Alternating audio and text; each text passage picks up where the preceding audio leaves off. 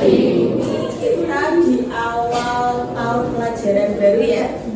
Pelajaran, maka bila mau membuat suatu keyakinan kelas. Ada yang tahu keyakinan kelas itu apa?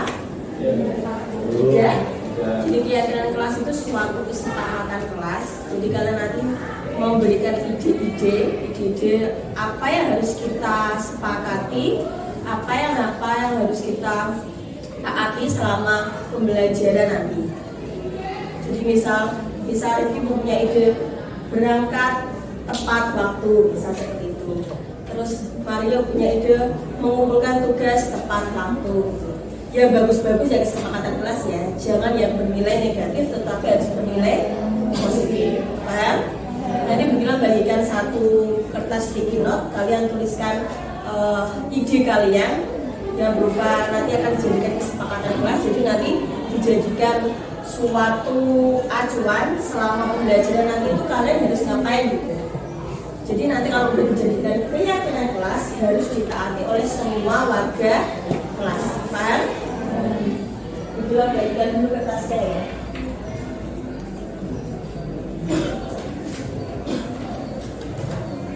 Nanti kalau sudah boleh ditambahkan di kertas depan ini, kertas warna merah. Satu orang cukup satu ya. Kasih warna-warni. Tuh. Oh, warna biru. Ini nanti.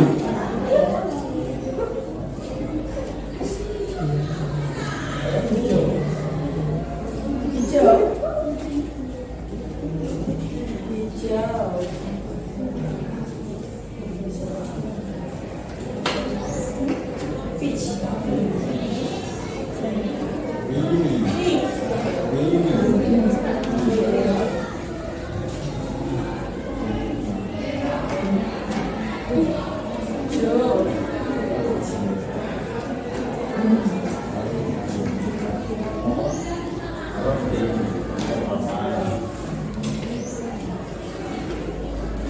Tidak perlu dikasih nama, hanya kayak aturan yang ingin kalian lakukan gitu.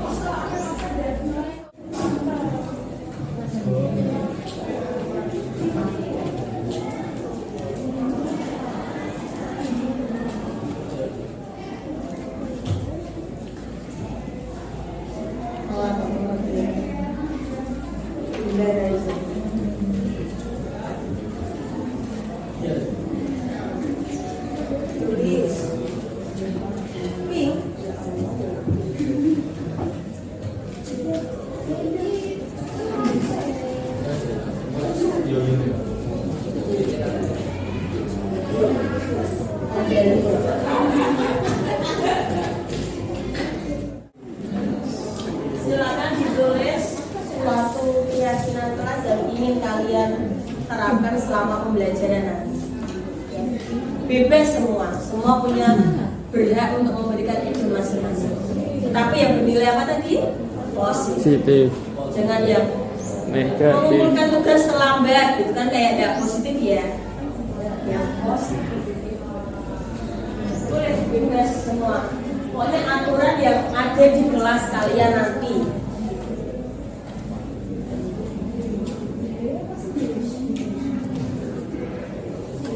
Ada yang belum bikinannya?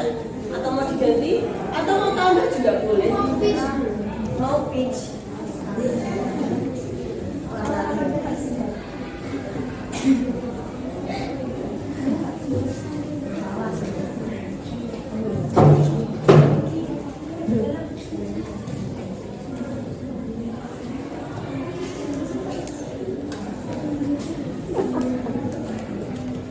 Ya, sudah menuliskan semua keyakinan kelasnya? Sudah ditulis semua ya? Oke, kalau sudah, nanti secara bergantian tempelkan semua sticky note kalian ke depan, ke kertas warna merah. Jadi kertas warna merah itu nanti berisi kumpulan keyakinan-keyakinan kelas yang telah kalian tulis. Paham? Oke, sekarang maju ke depan.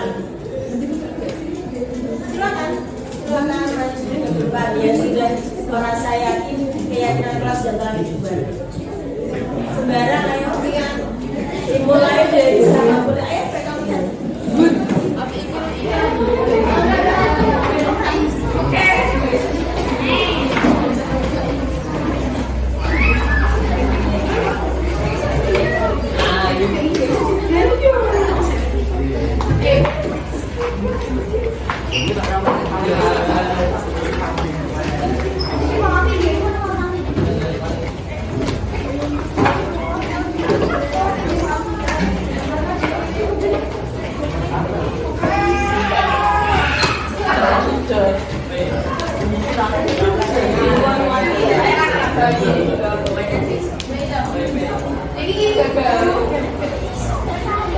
Ya, ini.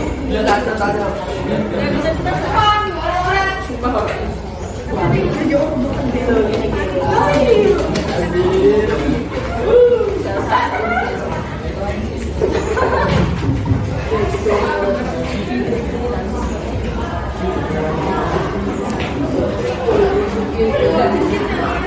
Sudah semua? Sudah, jadi inilah keyakinan kelas yang ingin kalian terapkan di kelas.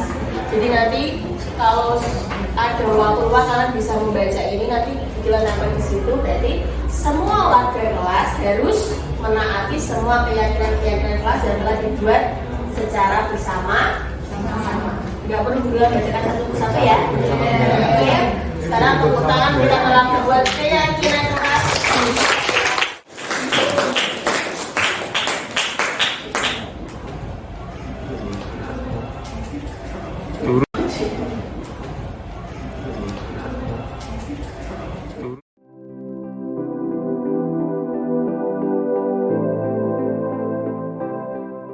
Assalamualaikum warahmatullahi wabarakatuh. Waalaikumsalam warahmatullahi wabarakatuh. Sebelumnya yang terhormat Bapak Kepala SMA Negeri 1 Karanganyar, Pak Khairul, dan yang saya hormati teman-teman semua yang bersedia hadir di ruangan ini untuk mengikuti kegiatan pemaparan budaya positif dari kami kelompok CGP Angkatan 7. Sebelumnya perlu kenalan nggak ya? Kenalan dulu nggih. Saya di sini bertindak dan berbicara sebagai calon guru penggerak Angkatan 7 dari Kabupaten Demak. Kami berenam dari SMA Negeri 1 Karanganyar akan memaparkan budaya positif yang ada di modul 1.4 yang kami pelajari dalam pendidikan guru penggerak. Nanti akan terbagi beberapa sesi dengan beberapa materi. Yang pertama, saya di sini akan menyampaikan budaya positif serta penerapannya. Nah, kita bicara dulu perubahan paradigma belajar. Sekarang coba jenengan dengan teman sebelah yang satu, coba genggam tangan jenengan dan seolah-olah di dalamnya ada benda yang sangat berharga yang harus jenengan lindungi dengan pakai tangan. Coba dengan teman sebelah, salah satu dulu yang menggenggam. Nah, nanti teman di sebelahnya dengan segala upaya, dengan berbagai cara berusaha membujuk dengan rayuan, dengan ancaman atau dengan apa supaya teman yang menggenggam itu melepaskan genggamannya sehingga benda berharga yang ada di tangannya terbuka. Coba. Yang satu merayu, membujuk, memaki, silakan.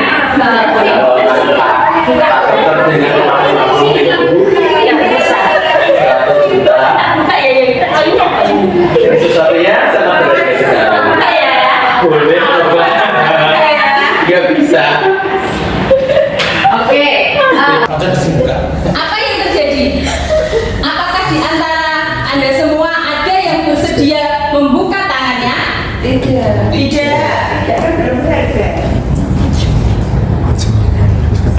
Sekarang kalau dilakukan bergantian, yang tadi memegang merayu, sekarang ganti menggenggam benda berharga. Sama tidak? Kira-kira coba dilakukan 2 menit lah. kebalikannya. Iya, yang tadi menggenggam sekarang yang merayu. Ayo ayo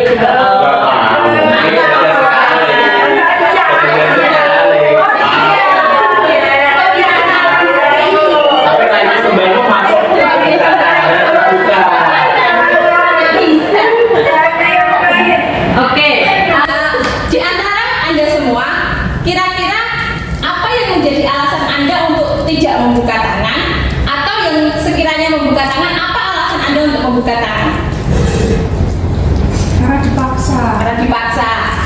Karena rajuannya gila. Kalau nggak mau karena rahasia. Kalau dari kegiatan ini, menurut anda semua, kira-kira yang memegang kontrol dan kendali atas perilaku kita itu siapa? Diri kita sendiri. Oke. Siapakah yang sesungguhnya memegang kontrol terhadap perilaku kita adalah diri kita sendiri.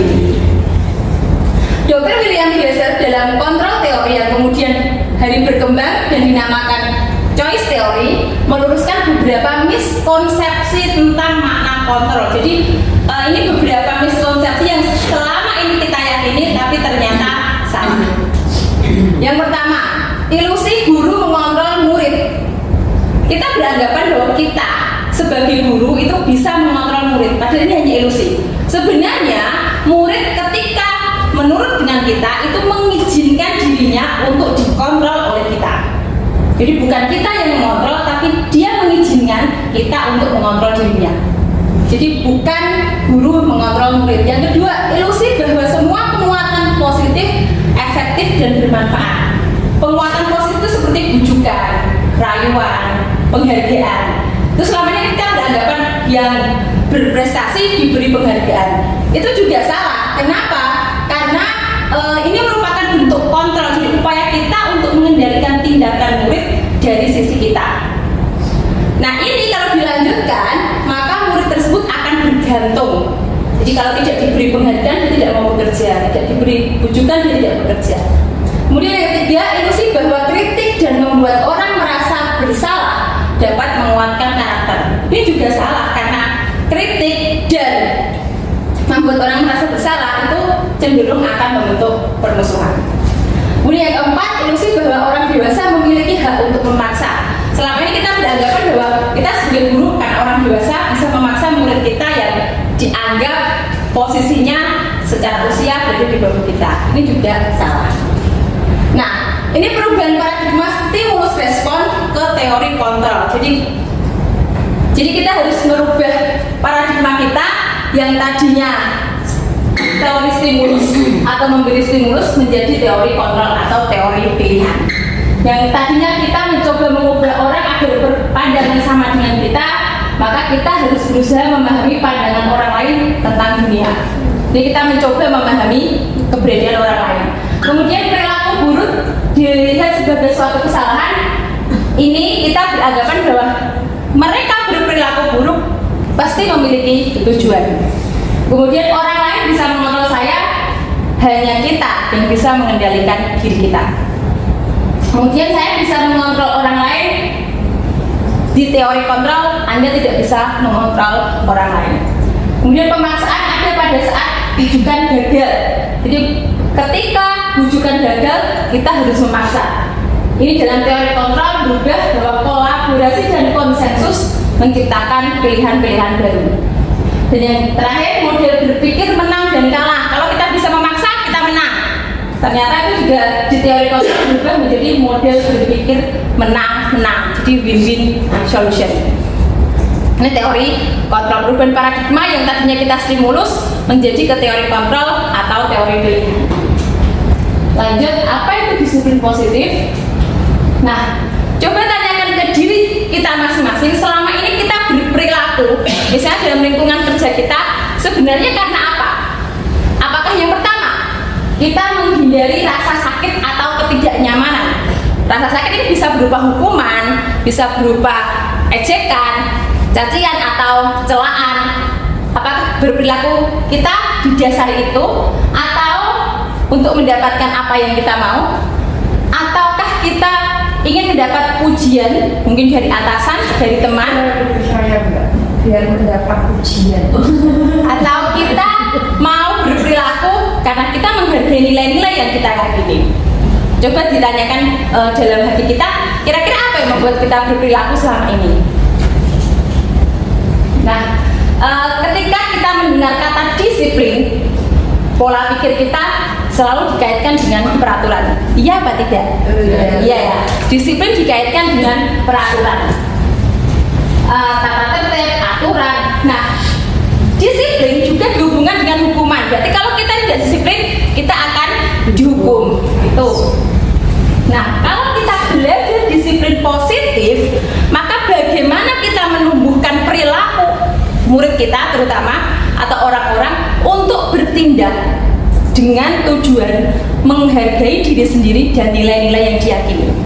Jadi bukan untuk menghindari ketidaknyamanan, bukan untuk mendapat pujian, tapi bagaimana kita menumbuhkan perilaku orang-orang, terutama anak-anak kita. Kalau kita bicara dalam lingkup sekolah, bagaimana anak-anak bertindak dengan didasari keinginan menghargai diri sendiri dan menjalankan nilai-nilai yang diyakini.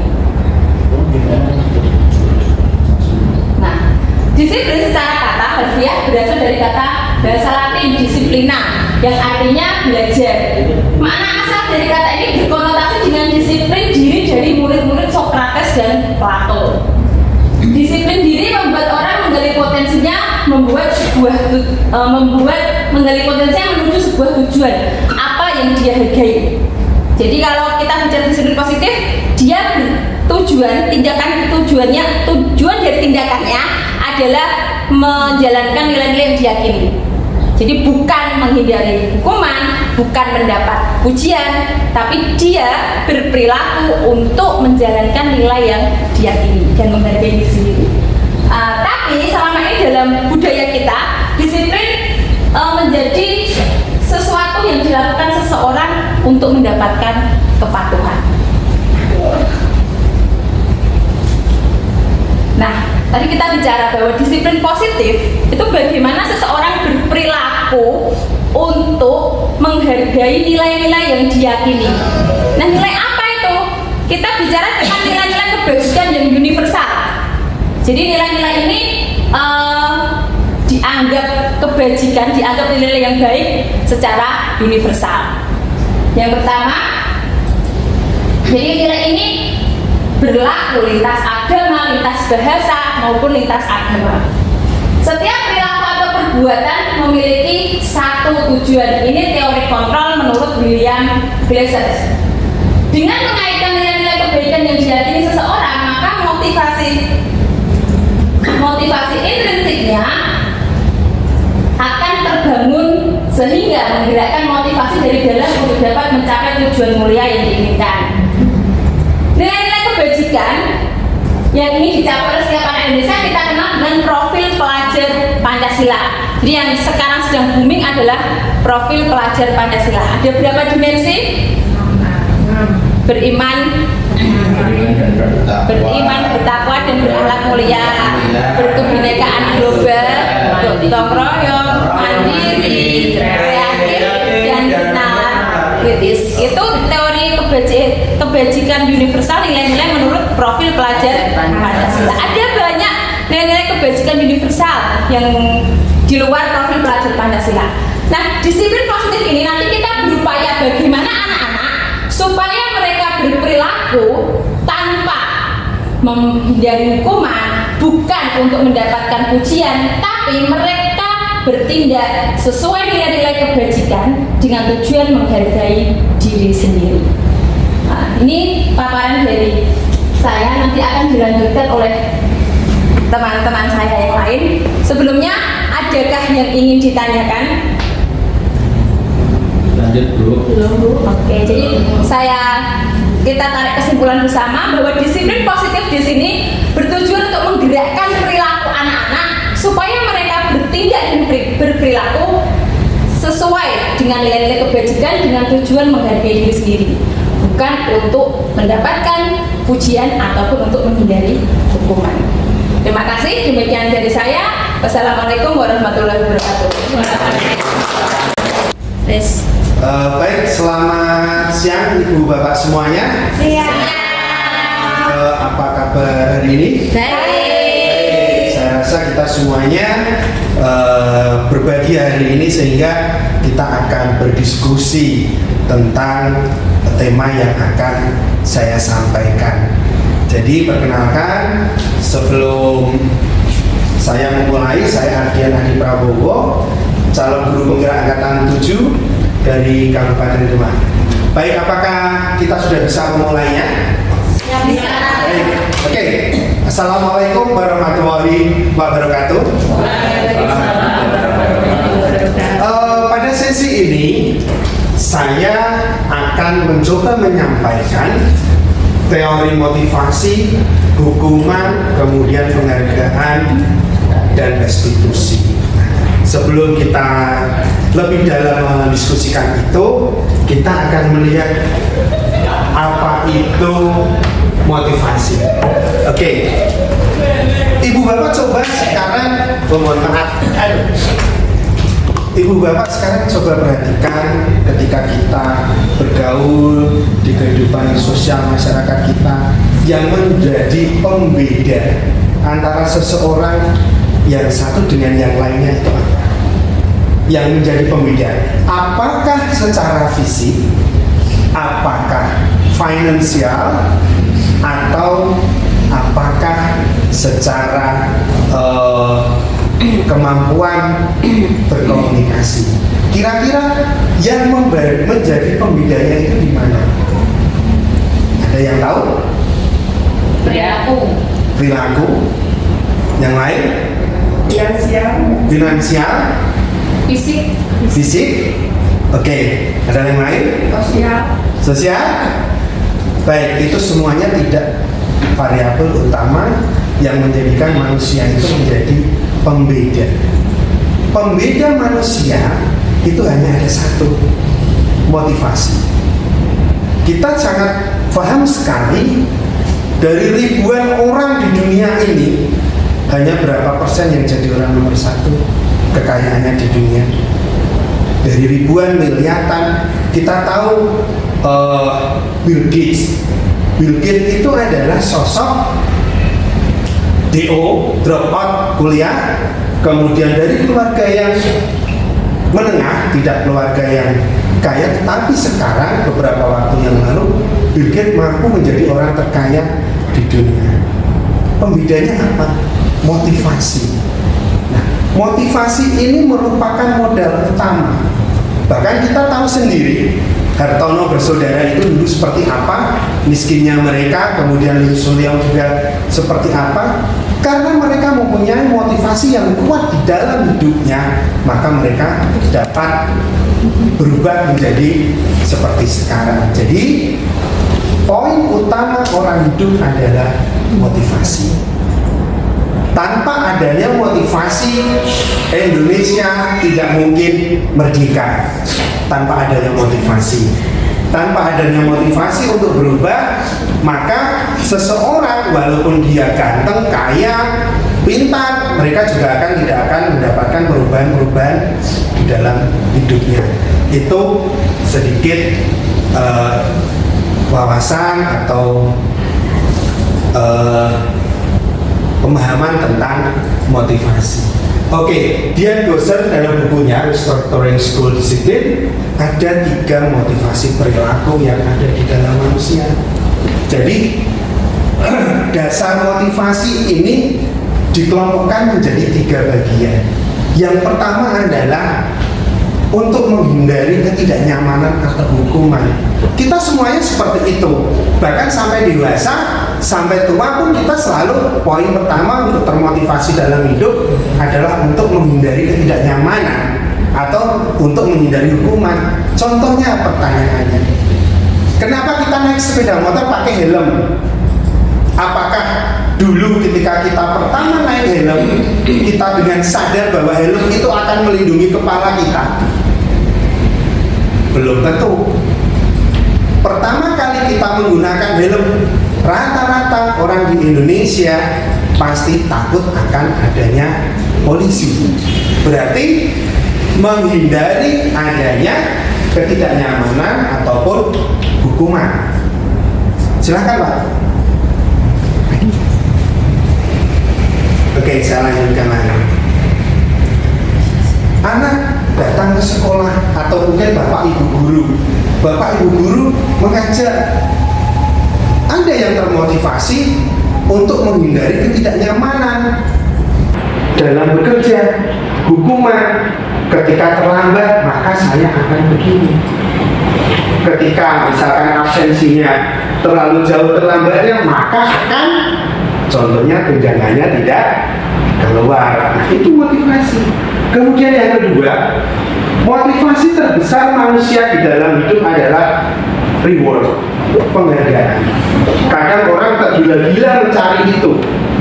Jadi ada yang hidupnya dari bangun tidur nyawanya sampai on gitu, mereka mindsetnya adalah mencari penghargaan. Itu juga ada. Jadi saya ketika misalkan melakukan sesuatu, maka saya akan mengharapkan 1 poin, 2 poin, 3 poin. Nah, itu merupakan motivasi kedua. Kemudian, kenapa penghargaan ini penting? Kadang memang ada beberapa orang manusia yang hidupnya itu ibaratnya tidak semangat, tidak akan bergerak jika tanpa penghargaan. Bapak Ibu di sini semua juga sama. Kita semuanya sama. Jadi salah satu motivasi terbesar adalah mendapatkan reward, imbalan atau penghargaan. Kemudian yang ketiga adalah untuk menjadi orang yang mereka inginkan dan menghargai diri sendiri dengan nilai-nilai yang mereka percaya. Ini termasuk motivasi ketika orang itu bergabung dalam sebuah komunitas. Ketika kita bergabung dalam komunitas, pasti ada motivasi. Tidak mungkin kita hidup flat, bergabung, kemudian kita tidak mengharapkan sesuatu. Nah, ini merupakan 3 bentuk motivasi menurut Dian Gosen. Kira-kira dari ketiga motivasi ini, bagian mana yang sering Bapak Ibu lakukan? Kira-kira apakah ketiga bentuk motivasi ini baik? Atau mungkin ada yang berpandangan berbeda? Silahkan. Atau motivasi terbesar kita cuma cicilan, hutang? Atau motivasi terbesar kita dalam bekerja, dia kemudian mengajar anak itu karena honor, gaji dan tunjangan? Nah, itu kan juga termasuk bentuk-bentuk dari 3 pola motivasi yang ada di dalam manusia. Kira-kira yang mana Bapak Ibu? Nggak ada yang mau menjawab? Baik, saya lewati. Oke. Nah, rahasia. Oke. Kita sekarang berbicara manusia secara global. Manusia itu kan pasti mempunyai, yaitu tadi motivasi. Motivasi sebagai pembeda kita. Saya dengan teman saya dalam bekerja, yang membedakan apa? Motivasinya. Kalau memang ada orang yang misalkan sudah mempunyai segalanya, biasanya kurang termotivasi untuk meraih. Berbeda dengan orang yang berasal dari keluarga yang pas-pasan, mungkin cenderung menengah ke bawah, pasti dia termotivasi. Yaitu tadi, termotivasi untuk apa? Mendapatkan sesuatu. Mendapatkan apa? 3 bagian yang tadi saya jelaskan sebelumnya. Entah itu penghargaan, entah itu imbalan atau apapun. Nah, motivasi manusia itu ada beberapa faktor yang mempengaruhi. Yang pertama ada faktor eksternal, yang kedua adalah faktor internal. Nah, kita lihat sekarang. Yang pertama, motivasi eksternal untuk menghindari ketidaknyamanan hukuman. Contohnya adalah apa yang akan terjadi apabila saya tidak melakukannya. Contoh yang paling sederhana, apa yang akan terjadi apabila saya tidak berangkat sekolah? Apa yang akan terjadi? Apa yang akan terjadi jika naik kendaraan dan saya tidak akan starter motor saya? Nah, itu pertanyaan-pertanyaan seperti itu akan selalu muncul sebagai motivasi eksternal kita. Kemudian yang kedua, salah satu motivasi yang ada adalah apa yang akan saya dapatkan apabila saya melakukannya. Ini termasuk motivasi eksternal untuk mendapatkan imbalan. Contohnya begini, ketika dalam bekerja, kita contoh kasus yang sederhana saja. Jadi sebelum kita mengimplementasikannya ke murid, kita mengimplementasikan ke kita sendiri. Ketika saya jadi guru, apa yang akan saya dapatkan? Yang pertama TPD, yang kedua TPP, yang ketiga gaji dan tunjangan. Itu berarti faktor motivasi apa? Itu adalah faktor motivasi reward, imbalan. Kemudian yang ketiga adalah motivasi internal untuk menghargai diri sendiri. Jadi contohnya begini, saya akan menjadi orang yang seperti apa bila saya melakukannya. Oke, contoh paling sederhana. Ketika saya sebagai seorang pengajar, saya mengajarkan segala bentuk nilai-nilai kebaikan. Apa yang akan terjadi kepada murid jika saya melakukannya? Secara sederhana, minimal murid akan mengadopsi nilai-nilai yang akan kita sampaikan. Minimal itu dulu.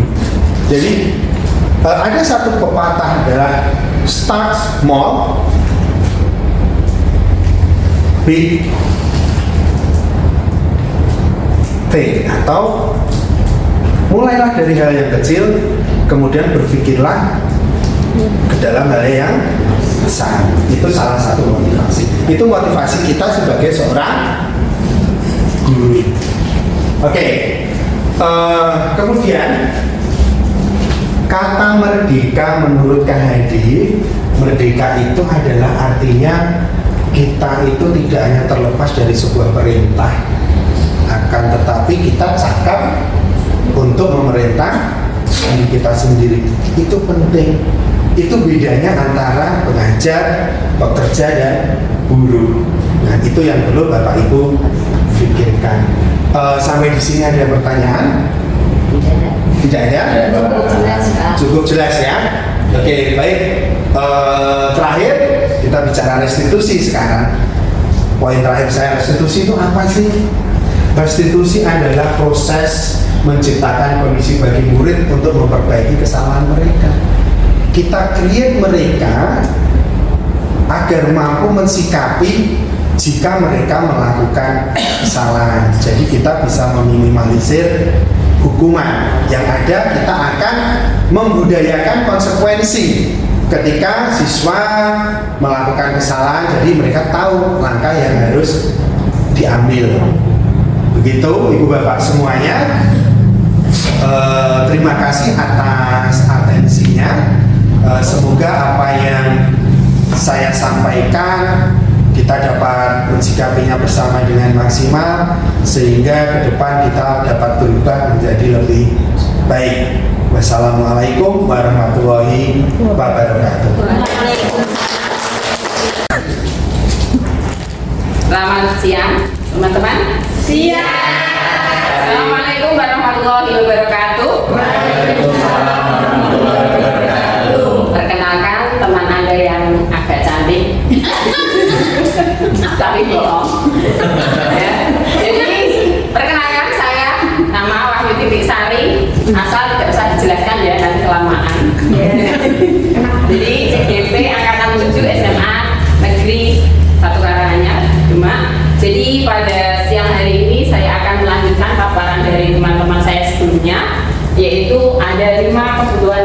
manusia. Kebutuhan dasar manusia. Jadi kenapa dikatakan dasar? Karena semua manusia membutuhkan 5 kebutuhan tersebut.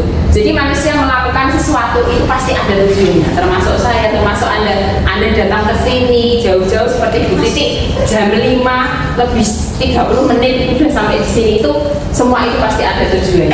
Jadi kenapa dikatakan dasar? Karena semua manusia membutuhkan 5 kebutuhan tersebut. Jadi manusia melakukan sesuatu itu pasti ada tujuannya. Termasuk saya, termasuk Anda. Anda datang ke sini jauh-jauh seperti Bu Titik jam 5 lebih 30 menit sudah sampai di sini, itu semua itu pasti ada tujuannya. Nah, tujuan yang dimaksud di sini adalah untuk memenuhi kebutuhan dasar manusia tersebut. Jadi kebutuhan dasar manusia itu sebenarnya adalah mereka melakukan yang maksimal yang mampu mereka lakukan untuk mendapatkan atau memenuhi kelima kebutuhan dasar tersebut.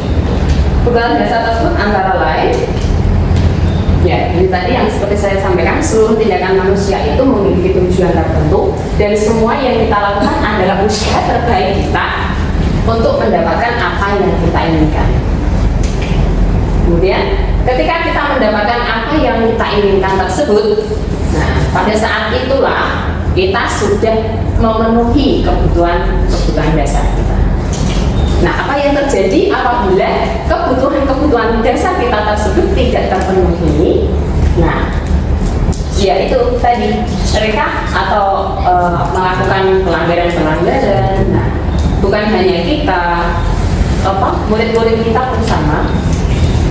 Nah, yang dimaksud dengan 5 kebutuhan dasar tersebut antara lain ada yaitu mendapatkan kasih sayang, mendapatkan kebebasan, mendapatkan kegembiraan, dan mendapatkan penguasaan. Nah, kebutuhan-kebutuhan tersebut penjelasannya antara lain penguasaan.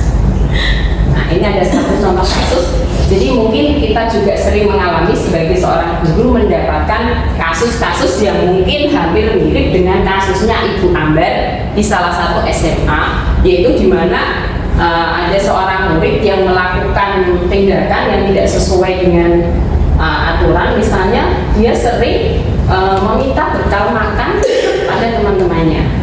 Nah, ini nanti bisa kita simpulkan apa yang dilakukan siapa itu Doni tadi itu ingin memenuhi kebutuhan apa, kebutuhan dasar yang mana, apakah dia kurang kasih sayang, atau ingin kebebasan, atau ingin penguasaan, atau ingin mendapatkan cinta dan kasih tadi. Nah, ini tadi kebutuhan dasar yang pertama itu adalah bertahan hidup. Bertahan hidup itu berhubungan dengan kesehatan, rumah, dan makan.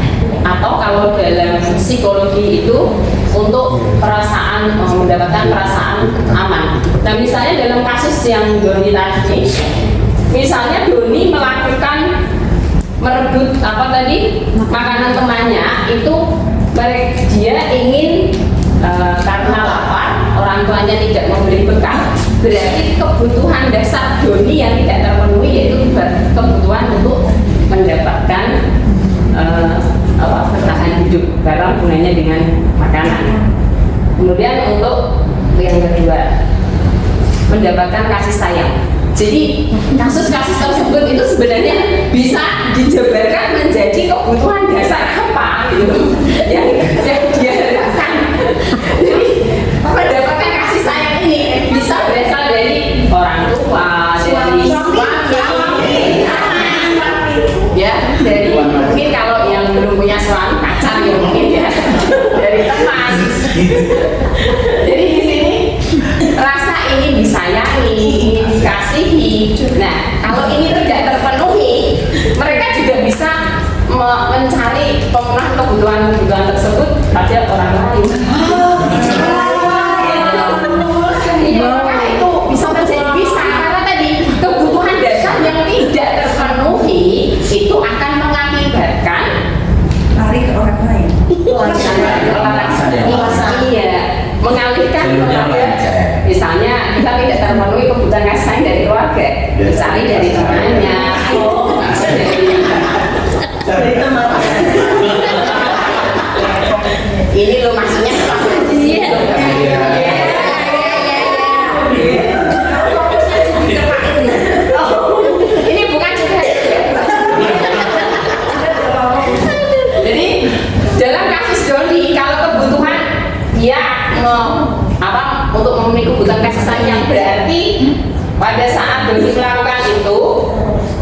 Doni apa? Tindakannya itu seolah-olah dia itu tidak dibawakan bekal oleh ibunya. Jadi pengen nanti ibunya dipanggil sekolah, kemudian Doni bisa mendapatkan kasih sayang dari gurunya, dari temannya, atau dari bapak ibunya. Itu berarti dia kurang kasih sayang dari orang tuanya. Lanjut yang ketiga yaitu kebutuhan tentang penguasaan atau power. Jadi kadang-kadang orang itu pengen diakui ini loh aku.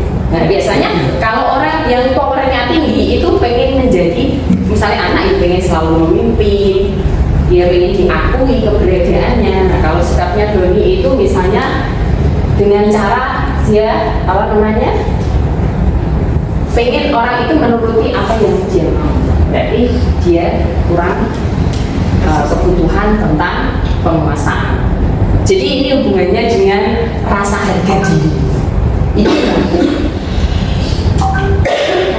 selanjutnya kebutuhan tentang kebebasan. Biasanya kebebasan ini berhubungan dengan kemandirian, otonomi, mampu mengendalikan orang lain, atau misalnya kebebasan itu berhubungan pengen ngopo-ngopo gitu. Misalnya di sekolah juga pengen dolanan, atau pengen mencoba hal-hal baru, pengen banyak aktivitas dan lain-lain. Jadi diatur itu nggak mau gitu. Misalnya kalau Doni ini dilihat dari dia ingin mencoba makanan teman-temannya yang rasanya mungkin beraneka ragam, berbeda dengan makanannya yang ada di rumah. Yang selanjutnya kebutuhan tentang kesenangan. Kesenangan berarti berhubungan dengan bermain, tertawa, bersendau-gurau. Nah, kadang kita kan menemui murid-murid kita itu diberi pelajaran, ada yang ngantuk. Pernah nggak di Sering. Jam terakhir. Yang terakhir ya. Kira-kira itu tujuan apa ya? Senang. Fun. Kebutuhan akan kesenangan. Kalau misalnya murid kita datang terlambat karena mainan di lapangan sepak bola. Nah, kira-kira itu kebutuhan apa? Kebebasan. Kalau misalnya dia sholat, kita mau ngajar, dia kan, Bu izin Bu mau sholat dulu. Nah, kita kira-kira kebutuhan tidak ada kebutuhan apa Pak? Disayangi. Kasih sayang. Caper gitu ya, berarti ya. Dan dikasih Allah, kasih Tuhan kan. Dikasih Tuhan. Oh, caper. Pengen mendapatkan kasih sayang kita juga biar diperhatikan. Iya. Oke. Jadi tentang kesenangan. Jadi biasanya anak-anak ini yang kebutuhan kesenangan yang tinggi ini suka dengan membuat hal-hal suka melucu, ngelawak dengan temannya, bahkan dengan guru juga. Nah ini terima kasih.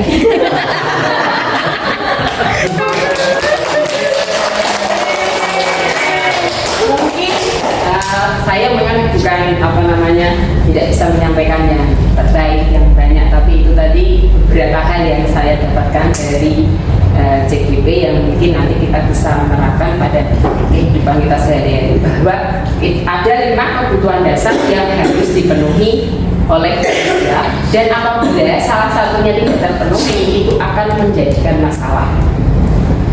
Jadi intinya sebisa mungkin kita itu bisa memenuhi ke-5-5-nya kebutuhan dasar kita, ataupun kita bisa memberikan contoh atau menerapkan contoh-contoh kebutuhan dasar yang diperlukan anak-anak kita. Jadi kita bisa menyikapi kalau anak-anak kita berbuat neko-neko, itu mungkin ada beberapa kebutuhan dasar tersebut yang tidak terpenuhi. Begitu Bapak Ibu, terima kasih atas perhatian dan waktunya. Saya akhiri dulu. Assalamualaikum warahmatullahi wabarakatuh.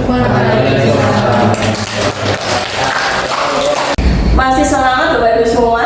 Masih. Mulai ngantuk? Kalau ngantuk bisa disambi itu apa? Slide-slide-nya dulu. Iya. puasa minum apa penting. Oke, saya mulai. Assalamualaikum warahmatullahi wabarakatuh. Perkenalkan, saya Gilang Anjar Permatasari, calon guru penggerak angkatan 7 Kabupaten Demak, Provinsi Jawa Tengah. Itu ada foto saya ya, Bu. Cantikan mana, Bu? Cantikan foto. Alhamdulillah. Di sini saya akan sedikit memberikan pemahaman pada Bapak Ibu tentang posisi kontrol restitusi. Apakah itu? Oke, dari William Glasser itu seorang peneliti atau psikolog. Dia berkesimpulan itu ada 5 posisi kontrol seorang guru atau orang tua ataupun atasan dalam melakukan suatu kontrol. Yang pertama yaitu sebagai penghukum, yang kedua sebagai pembuat rasa bersalah, yang ketiga sebagai teman, yang keempat sebagai pemantau, dan yang kelima sebagai manajer. Dan berikut penjelasan untuk masing-masing posisi kontrolnya. Penghukum, apa itu penghukum? Jadi seorang penghukum itu biasanya menggunakan suatu hukuman, bisa berupa hukuman fisik maupun verbal, untuk menjalankan posisi penghukumnya. Jadi biasanya Bapak Ibu guru pernah melakukan hukuman pada murid-muridnya atau tidak? Sering sekali ya, saya juga sering. Jadi biasanya penghukum menggunakan ada suara yang agak tinggi ya Bapak Ibu ya, atau agak lembut, tinggi ya? Tinggi biasanya pakai matanya melotot-melotot atau menunjuk-nunjuk misal, Aliando, terlambat lagi ya kamu ya Aliando ya? Gitu, itu namanya. Tinggi Bu. Oh, kurang tinggi. Aliando, gitu. Ya, saya belum makan, jadi nggak terlalu tinggi jadi suaranya. Jadi biasanya penghukum menggunakan ada suara yang tinggi dan biasanya agak marah-marah gitu ya. Matanya melotot. Aliando gitu. Jadi misal kita tanyakan pada diri kita sendiri, bagaimana perasaan bila kita melakukan posisi kontrol sebagai penghukum? Bagaimana perasaannya? Takut. Terus gimana lagi? Benci. Ada yang biasa saja. Biasa saja, maksud gimana biasa saja ya? Biasa saja. Biasa saja. Iya. Pada umumnya murid itu biasanya marah. Dia sama guru itu, wah awas besok ya. Lewat dengan omahku tak lantang waktu bisa kayak gitu ya. Jadi biasanya mereka itu marah, dendam, terus ada yang melakukan hal-hal yang buruk, misal dia udah motor atau mobil Bapak Ibu bisa digores motornya, ada yang melakukan seperti itu. Jadi posisi kontrol penghukum itu kira-kira tepat atau tidak di Bapak Ibu? Tidak. Kita cari posisi kontrol yang lainnya coba. Yang kedua, posisi kontrol sebagai pembuat rasa bersalah. Jadi biasanya guru itu suaranya tidak tinggi lagi tetapi agak lembut, tapi dia itu seperti kayak merendahkan siswanya. Jadi merasa siswanya itu kayak agak merasa gimana gitu kalau dibuat rasa bersalahnya. Iya. Nada suaranya lebih memelas, halus, sedih gitu. Contohnya, Adi, kamu ini bagaimana ya? Kamu kan udah janji sama ibu, kok kamu masih terlambat lagi gitu. Jadi beda ya, tadi kan penghukum kan agak tinggi. Kalau ini membuat orang merasa, kalau guru kita ini sih gitu ya. Kok membuat aku kayak gini sih gitu ya. Terus perasaan siswa kalau kita melakukan hal itu kira-kira bagaimana? Kalau tadi kan marah, memendam, minder. Malu sendiri. Biasa aja. Ada biasa aja. Sebenarnya itu muridnya agak khusus ya Bu, yang biasa saja ya. Jadi kalau yang merasa kita lakukan posisi kontrol merasa bersalah, muridnya biasanya merasa kecewa atau kayak memendam amarahnya. Kalau tadi kan kalau yang dapat hukuman kan kadang mereka mengeluarkan emosinya. Tapi kalau membuat rasa bersalah itu mereka biasanya menahan perasaannya. Oh ya tinggal diterima saja apa itu apa yang diberikan sama gurunya tadi. Malah berbahayalah kan dipendam dari perasaannya, segera direndahkan itu. Ini posisi kontrol yang kedua. Sekarang posisi kontrol yang ketiga sebagai teman. Kalau teman kira-kira agak bagus atau masih salah ya Bapak Ibu? Kira-kira? Lumayan. Jelaskan saya. Oh, belum tahu ya. Di posisi teman. Jadi itu posisi ini tidak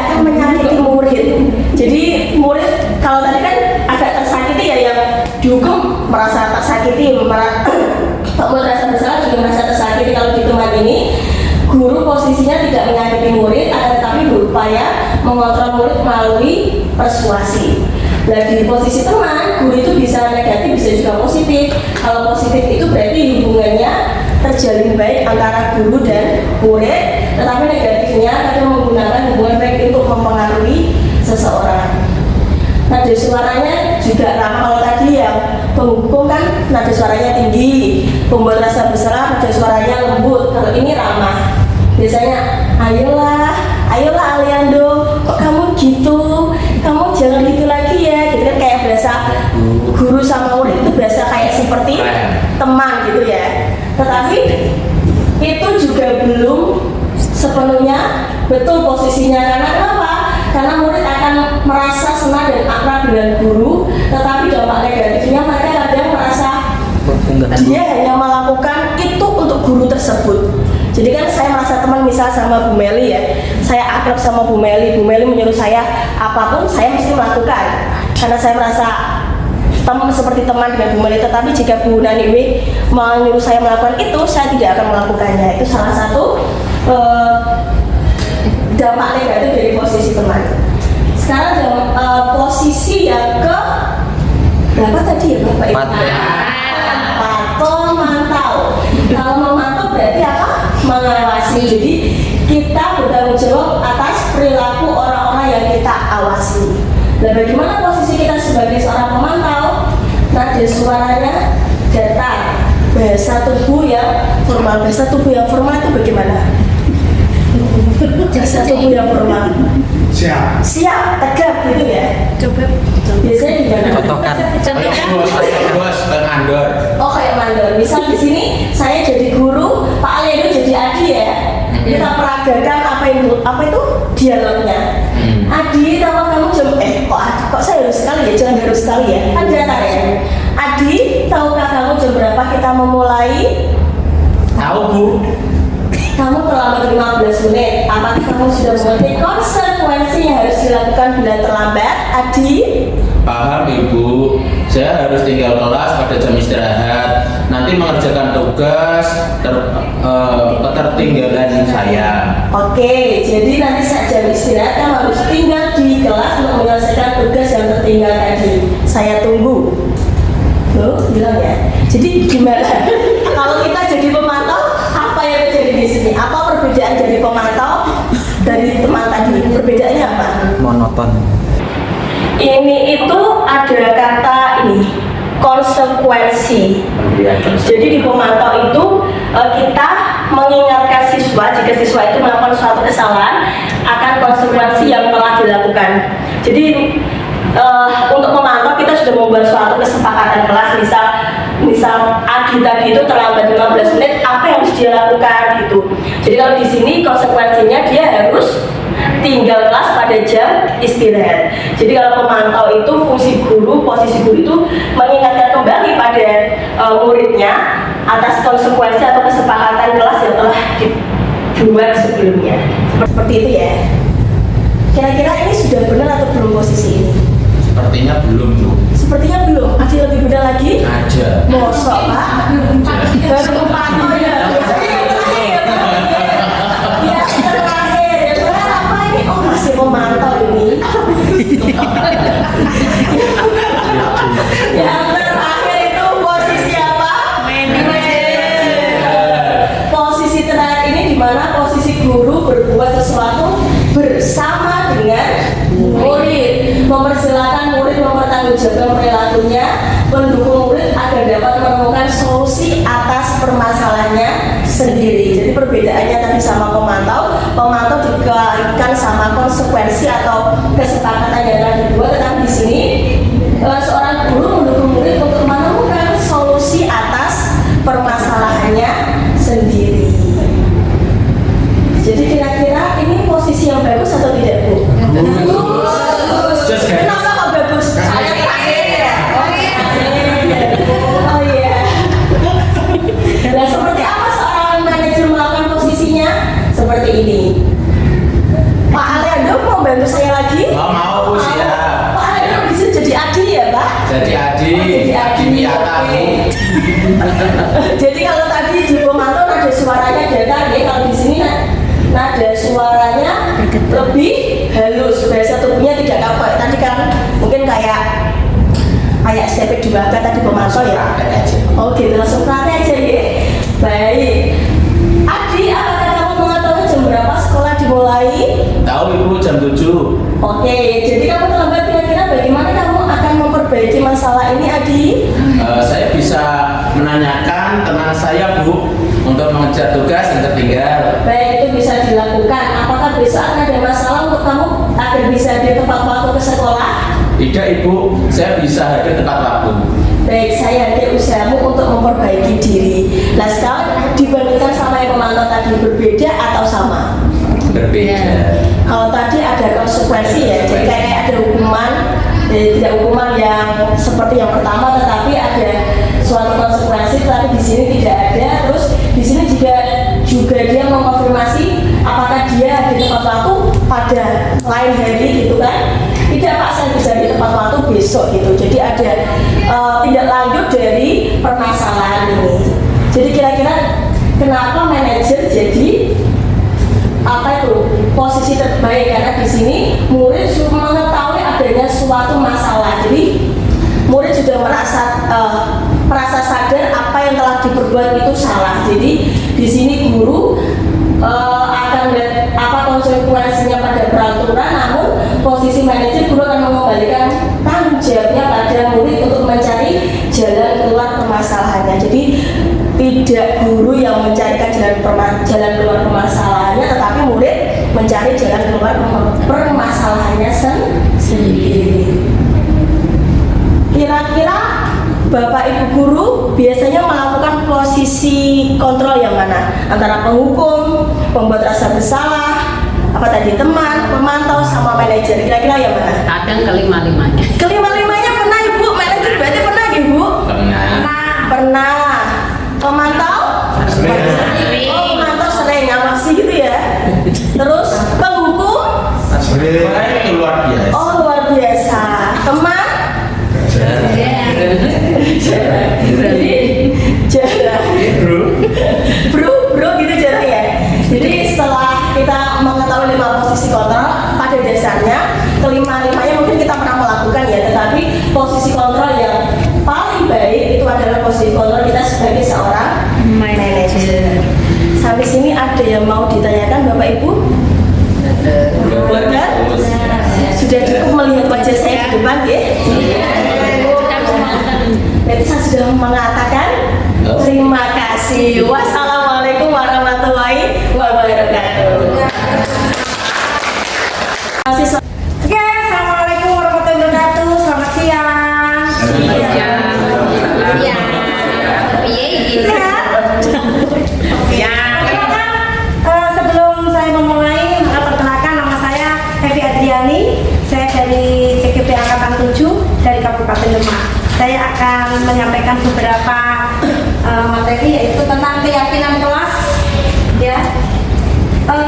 Tentang budaya positif adalah nilai keyakinan kebiasaan berpihak pada murid agar murid dapat berkembang menjadi pribadi yang kritis, penuh hormat dan tanggung jawab agar tercapai tujuan pendidikan dari filosofi KHD.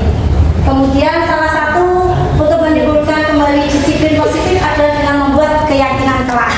Nah, nanti kita akan membahas tentang bagaimana cara kita membuat keyakinan kelas agar untuk meningkatkan anak-anak supaya punya kepercayaan diri dan tanggung jawab agar disiplin. Keyakinan kelas dipilih karena setiap tindakan perilaku kita di dalam kelas dapat menentukan terciptanya sebuah lingkungan yang positif. Dan perilaku warga kelas tersebut menjadi sebuah kebiasaan yang akhirnya terbentuk sebuah budaya positif. Di sini berdasarkan latar belakang maka keyakinan untuk kelas membangun budaya positif di sekolah. Oke, tujuan kenapa kita melakukan tentang keyakinan kelas, karena satu, timbulnya motivasi internal untuk disiplin dari murid. Yang kedua, meningkatkan nilai-nilai kebajikan dalam pembelajaran. Yang ketiga, murid dapat tumbuh menjadi pribadi yang kritis, penuh hormat dan tanggung jawab. Perencanaan. Nah, di sini kalau kita membuat keyakinan juga butuh persiapan ya. Perencanaannya yaitu membuat rancangan tindakan kegiatan aksi nyata. Nanti kita akan membuat sebuah keyakinan di kelas. Nanti anggap aja yang di depan ini adalah sebagai murid ya. Nanti bagaimana untuk kita membuat keyakinan di kelas. Yang kedua, mempersiapkan segala sesuatu sarana dan prasarana yang berhubung dengan aksi nyata untuk proses keyakinan kelas. Biasanya kita hanya butuhkan seperti kertas post-it. Nanti kita nulis-nulis di sini, kita tempelkan bersama-sama. Oke, untuk itu kita mencoba untuk praktek dulu bagaimana kita membuat keyakinan di dalam kelas untuk membangkitkan anak untuk punya kepercayaan serta disiplin. Ini bisa saya bagikan, nanti kita akan praktekkan. Setelah ini saya bagikan ke Bapak Ibu, anggap aja sebagai berperan nanti sebagai murid, kemudian ditulis, kita tempelkan di papan yang ada di depan. Bisa dimulai ya Bu ya?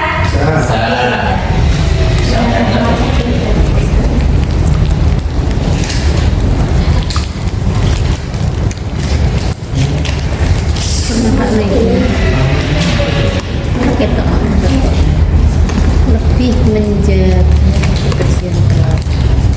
Satu kalimat ya Bu.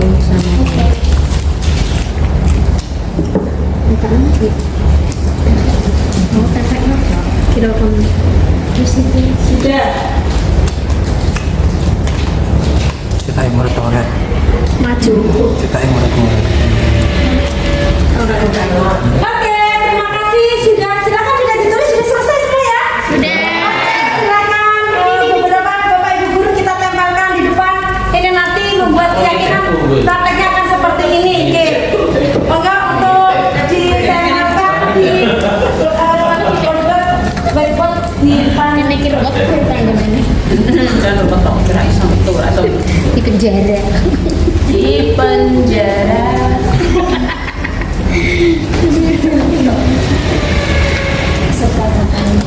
Oke Bapak Ibu, terima kasih. Keyakinan sudah kita tertulis di sini ya, kita sudah tempelkan di depan. Maka nanti kita baca bersama-sama untuk salah satu. Nanti saya contohkan aja ya untuk salah satu yang ditempelkan. Oke, ini dari Bu Mary. Bu Mary di sini memberikan tulisan bahwa di sini keyakinan perannya adalah tidak ada bully antar teman ya. Kemudian di sini ada dari Bu Lestari, lebih menjaga kebersihan kelas, menghargai satu sama lainnya. Kemudian ada lagi Winner ya, Winner menuliskan adalah pembelajaran yang santai dan dapat mengalir materi. Dan yang lainnya kita baca nanti aja. Next, jadi refleksi yang ada di sini yaitu pada tahap ini guru melakukan evaluasi terhadap aksi nyata yang telah dilaksanakan oleh murid ya. Kemudian apakah sudah berjalan dengan baik, masih harus disempurnakan dan sebagainya. Guru juga tidak lupa meminta umpan balik kepada murid terhadap pelaksanaan aksi nyata yang telah dilakukan. Maksudnya dari respon seperti itu nanti kita sebagai guru memberikan respon untuk anak-anaknya, membuat program perbaikan untuk kedepannya. Kemudian hasil setelah melakukan kegiatan seperti ini, hasil yang diinginkan atau yang tercapai di kelas yaitu murid mulai terlihat memahami keyakinan yang telah disepakati. Hal ini terlihat ketika salah satu murid melanggar keyakinan, maka murid yang lainnya bisa saling mengingatkan. Kemudian walaupun belum sepenuhnya murid memahami keyakinan kelas, paling tidak murid tidak keluar masuk kelas saat KBM. Mungkin dari Bapak Ibu guru pernah mengalami seperti itu ya, murid yang izin keluar masuk ya. Kemudian nanti setelah kita menerapkan keyakinan, kemungkinan kecil yang keluar masuk untuk saat KBM bisa diminimalis. Kemudian guru lebih mudah mengontrol murid karena setiap kegiatan yang mereka lakukan selalu dihubungkan dengan keyakinan kelas yang telah disepakati. Kemudian pembelajaran lebih menyenangkan dan menimbulkan aura yang positif. Ya, biasanya untuk keyakinan kelas bisa dilaksanakan saat awal ajaran baru atau awal saat masuk pertama kali di dalam kelas. Penutup, keyakinan kelas adalah salah satu disiplin positif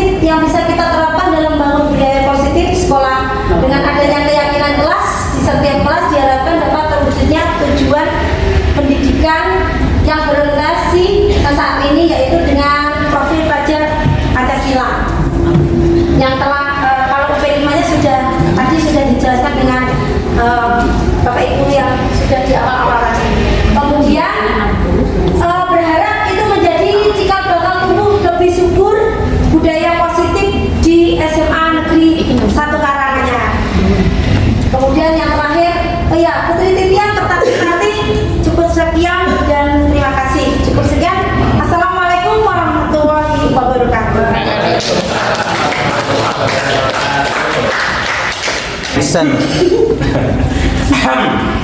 Assalamualaikum warahmatullahi wabarakatuh. Waalaikumsalam warahmatullahi wabarakatuh. Selamat aja. Selamat siang ya Bapak Ibu guru hebat. Siang. Selamat siang. Kompak ya. Senaknya masih banyak kan? Oke, pada kesempatan kali ini saya akan melanjutkan paparan dari teman-teman calon guru penggerak yang angkatan 7 dari Kabupaten Demak dari SMA Negeri 1 Karanganyar. Nah, di sini saya pemaparan yang terakhir yaitu tentang segitiga restitusi. Nah, intinya apa? Di sini dari yang awal tadi kita sudah belajar tentang ada budaya positif, ada teori kontrol, ada restitusi dari Pak Ardian tadi, kemudian ada keyakinan kelas. Nah, sekarang saatnya kita membahas tentang segitiga restitusi. Nah, tentu kita harus tahu dulu restitusi itu apa, kan ngerti nggih? Restitusi itu apa? Oke, saya akan mengajak teman saya agar bisa satu frame di dalam kamera HP. Nah, Bu Meli silakan maju ke depan. Silakan Bu Meli maju ke depan. Kasih aplaus buat Bu Meli. Oke, saya mau wawancara dulu. Saya mau wawancara dulu dengan Ibu Meli. Ibu Meli mengajar mata pelajaran apa? Bahasa Inggris. Melihat kemampuan bahasa Inggris anak-anak cicinya Bu Meli bagaimana? Berat sekali. Oke, kadang kalau anak sudah memiliki motivasi internal untuk belajar, itu ada yang tidur di kelas ya Bu ya. Pernah mendapati anak cicinya tidur di kelas? Betul. Oh, oke. Langkah apa yang Ibu lakukan ketika melihat peserta didik tidur di kelas? Ikut tidur bareng. Ikut tidur bareng namanya. Apa Bu Meli? Pertama didekati. Iya. Kemudian dikitik-kitik. Dikit-dikit coy. Masuk. Apa Bu Meli? Iya. Oh, memang seperti itu. Oh, oke. Bu Meli tidak marah. Pertama nggak marah. Kalau memang dia sudah terbangun, kemudian antusias lagi nggak marah. Tapi kalau diulangi, nah tidak itik-itik lagi, didekati, dicubit. Oh gitu. Oke, terima kasih sekali Bu Meli. Silakan duduk. Nah, jadi kasusnya Bu Meli kalau melihat peserta didik tidur di kelas itu dikitik-kitik dulu, setelah dikitik-kitik tidak efektif maka langsung dimarahi. Itu ya Bu, marah ya. Nah, sebagai seorang guru, sebagai pendidik kita itu tidak boleh marah Bapak Ibu. Ya. Ngempet marah boleh, tetapi nggak boleh marah. Itu poinnya. Nah, sekarang kita akan belajar itu, ya, guru tidak boleh marah. Pertama tentang restitusi, sebenarnya tadi sudah disampaikan oleh teman saya Pak Ardian, ya, tentang restitusi. Kita belajar lagi tentang restitusi soal apa? Restitusi adalah proses menciptakan kondisi bagi murid untuk memperbaiki kesalahan mereka sehingga mereka bisa kembali pada kelompok mereka dengan karakter yang lebih kuat. Artinya apa? Peserta didik ini melakukan kesalahan. Nah, tugasnya guru apa? Membuat anak yang melakukan kesalahan tidak akan minder dengan temannya dan dia akan memiliki rasa kepercayaan diri yang tinggi. Jadi anak yang punya salah kemudian kita memarahinya di kelas pasti anak akan minder. Nah, makanya guru tidak boleh marah. Nggak boleh marah-marah. Yang kedua, oleh salah satu dosen juga menyatakan bahwa restitusi adalah proses kolaboratif yang mengajarkan murid untuk mencari solusi dari suatu masalah, ya, dan membantu murid berpikir tentang orang seperti apa yang mereka inginkan dan bagaimana mereka harus memperlakukan orang lain, ya. Jadi harus bisa memanusiakan manusia, ya. Dan sebagai guru, sebagai pendidik juga harus bisa menuntun anak agar mendapatkan solusi atas permasalahan yang dialami. Kemudian restitusi itu tujuannya membantu murid menjadi lebih memiliki tujuan, disiplin positif, dan memulihkan dirinya setelah berbuat salah. Ya, penekanannya bukanlah pada bagaimana berperilaku untuk menyenangkan orang lain atau menghindari ketidaknyamanan, tetapi tujuannya adalah menjadi orang yang menghargai nilai-nilai kebajikan yang mereka percayai. Artinya apa? Dia seseorang anak yang melakukan kesalahan, dia harus bisa mencari solusinya berdasarkan apa? Motivasi internalnya dia sendiri, sehingga nanti anak tersebut bisa menghargai nilai-nilai kebajikan yang dipercayai. Nah, kemudian ciri-cirinya restitusi. Oke, pasti restitusi itu punya ciri-ciri. Yang pertama, belum biasa. Restitusi itu bukan suatu menebus kesalahan, namun untuk belajar dari kesalahan. Bukan untuk menebus kesalahan, bukan. For example, contohnya Bu Siti Atemi. Contoh ya, Bu Siti Atemi menendang bola tolak peluru. Ditendang, melempar bola kena kaca jendela pecah. Nah, seperti itu. Dia nonton malah. Nah, kan kacanya pecah. Nah, terus ada tuh gurunya di situ. Woi, marahin. Kamu kenapa bisa main seperti ini? Bagaimana ini nanti kalau kepala sekolahnya tahu bagaimana? Kamu harus mengganti semuanya ini dan sebagainya. Marah-marah. Pastinya kan Bu Siti Atemi dilihat teman-temannya juga agak minder berikutnya. Tas muter terus. Saya harus kecil muter hilang sudah. Gitu. Oke. Ciri yang berikutnya, restitusi memperbaiki hubungan yang bagaimana? Hubungannya si pembuat kesalahan itu tadi dengan teman-temannya dan biar tetap akur, rukun, harmonis, baik, selaras. Nah, kemudian restitusi adalah tawaran bukan paksaan. Kadang guru memberikan solusi-solusi perbaikan atas permasalahannya, bukan memaksa. Kamu harus begini, besok kamu nggak boleh begini, kamu harus begini, nggak boleh. Nggak ada kata harus. Itu tawaran. Jadi anak kalau salah dikasih solusi, dia akan menyesuaikan dengan kebutuhannya itu sendiri. Kemudian restitusi itu menuntun untuk melihat ke dalam diri, ndelok awake dhewe. Jadi murid yang memiliki kesalahan akan merefleksi dirinya sendiri. Kok tadi saya melakukan hal ini, kenapa ya?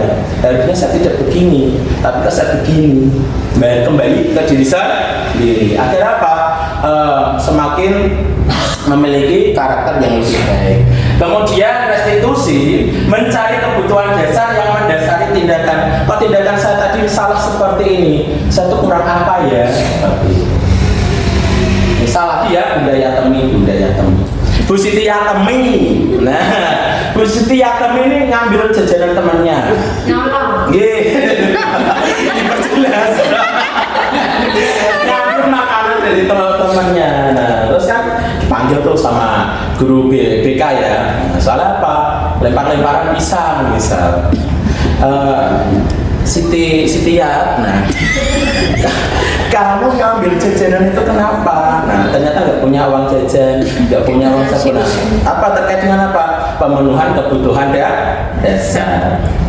Kemudian restitusi adalah cara yang paling baik untuk menyelesaikan permasalahan.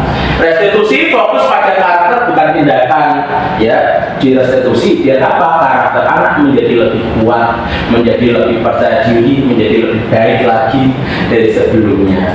Restitusi itu menguatkan karakter, ya. Kemudian restitusi fokus pada solusi. Jadi kata sebagai guru pendidik, kalau ada anak yang berbuat kesalahan, kasih tawarkan solusi-solusi terbaik, ya, dengan melupakan permasalahan. Memang fokusnya itu di solusi. Agar apa?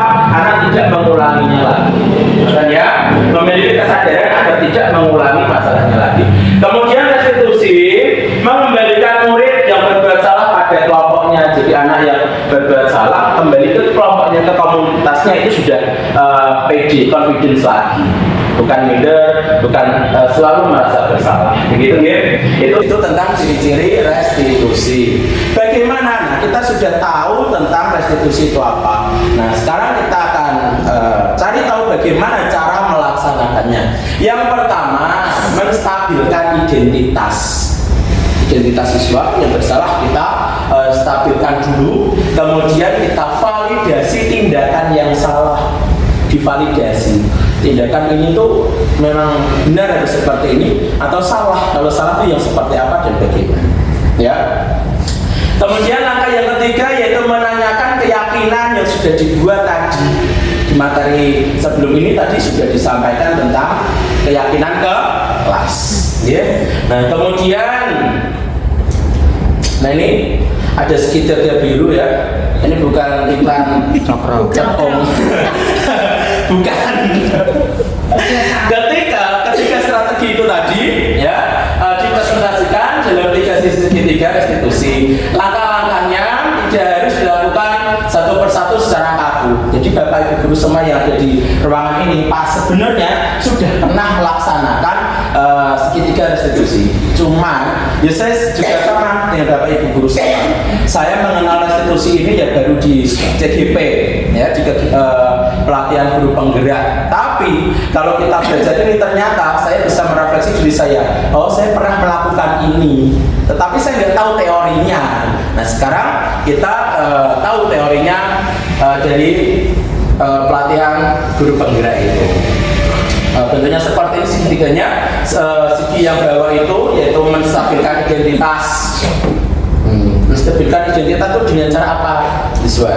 Nah, ini caranya. Ya, murid mencoba untuk memenuhi kebutuhan dasarnya, namun ada benturan. Kalau kita bagaimana?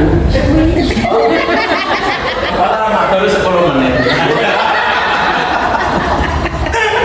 Masih ada 15 slide, tenang men. Oke ya. Nah, berbuat salah itu tidak apa-apa. Jadi ada anak yang salah, kita yakinkan, kita stabilkan identitasnya. Dengan cara apa? Ngomong baik-baik. Berbuat salah itu tidak apa-apa. Kamu tidak melakukannya sendiri. Orang lain juga pernah melakukan kesalahan ini. Ya. Gitu. Ya, setelah direstitusi, tujuannya agar anak tidak mengulangi lagi Bu Titi. Tapi kalau anak melakukan kesalahan direstitusi, melakukan kesalahan yang sama lagi, kita buang ke laut. Begitu. Terus kita yakinkan ke anak bahwa tidak ada manusia di dunia ini pun yang sempurna. Ya. Kemudian saya juga pernah melakukan kesalahan seperti itu. Gurunya ikut-ikut mengakui, oh iya, Bapak juga pernah melakukan kesalahan tersebut. Sehingga anak tuh serasa ada temannya loh. Saya melakukan kesalahan ini ada temannya kok. Tenang saja. Okay. Kemudian kita bisa menyelesaikan ini. Bapak atau Ibu tidak tertarik ya mencari siapa yang salah, tetapi Bapak dan Ibu ingin mencari solusi dari permasalahan ini. Jadi kalau ada yang salah, Bapak Ibu guru itu jangan mencari siapa yang salah, tapi cari solusinya. Kemudian kamu sudah merasa begitu, itu untuk meyakinkan lagi dan anak semakin pede. Apakah kamu sedang menjadi teman yang baik buat dirimu sendiri? Itu juga bisa kita sampaikan ke anak yang melakukan kesalahan. Nah, kemudian memvalidasi kesalahan itu kita validasi. Nah, contohnya seperti ini kalimatnya. Padahal kamu bisa melakukan yang lebih buruk dari ini ya. Artinya apa? Di sini anak akan tahu, oh bahwa saya tuh bisa melakukan yang lebih buruk dari ini. Tapi nyatanya saya tidak melakukan itu. Berarti kan masih ada sisi positifnya. Ya, ada sisi positifnya membuat anak tidak minderan. Kemudian kamu pasti punya alasan mengapa melakukan hal ini. Cari apa sih alasan kamu melakukan hal ini, melakukan kesalahannya, alasannya itu apa. Kemudian kamu patut bangga pada dirimu sendiri karena kamu telah melindungi sesuatu yang penting buat kamu. Melakukan kesalahan barangkali itu memang yang dijaga, dia punya kontrol atas dirinya sendiri. Orang lain pengen merebutnya sesuatu yang yang berharga itu, tapi dilindungi itu ya. Nah, kamu boleh mempertahankan sikap itu, tapi kamu harus menambahkan sikap yang contohnya ada yang jotos-jotosan, misal jotos-jotosan kan sebenarnya nggak boleh, tapi nah kalau dia dua siswa putra jotos-jotosan untuk melindungi siswa putri misal kayak gitu kan, mungkin ya si putri malu jotos-jotosan itu melindungi, kamu boleh seperti itu, tapi akhirnya tidak dilakukan di sini bukan bisa melakukan hal itu. Kalau tidak di sini berarti tempat jotos-jotosannya berpindah ya. Kemudian terakhir Bapak Ibu, yaitu menanyakan keyakinan yang sudah dibuat di kelas tadi di bawah ketika merestitusi peserta didik. Ya, contohnya apa yang kita percaya sebagai kelas atau keluarga. Kamu kok di kelas membuang sampah sembarangan loh, misal ada anak melakukan kesalahan membuang sampah sembarangan, kertas disobek-sobek dihambur-hamburkan di kelas, tarik saja dibicarakan baik-baik. Nah, kemudian menanyakan keyakinan, kan kita sudah punya toh aturannya di kelas bagaimana harus menjaga kebersihan kelas ya, kalau kamu melanggar bagaimana. Nah, seperti itu ya. Kemudian apa nilai-nilai umum yang kita sepakati, pasti di kelas itu punya nilai-nilai yang sudah disepakati. Itu diingatkan lagi agar apa, anak itu menjadi sadar bahwa dia melakukan tindakan seperti itu tuh salah dan memang salah gitu. Kemudian apa bayangan kita tentang kelas yang ideal, tanyakan kira-kira kalau kamu melakukan hal ini kan salah ya, untuk memperbaikinya gimana, kamu punya tindakan apa dan sebagainya. Kamu mau jadi orang yang seperti apa itu juga sama. Kalau misalnya kita punya peserta didik hobi ini jotos-jotosan lagi ya, gitu. Nah, kita tanya, kamu mau jadi apa? Saya mau jadi polisi misalnya. Ya, betul, kamu boleh jadi polisi.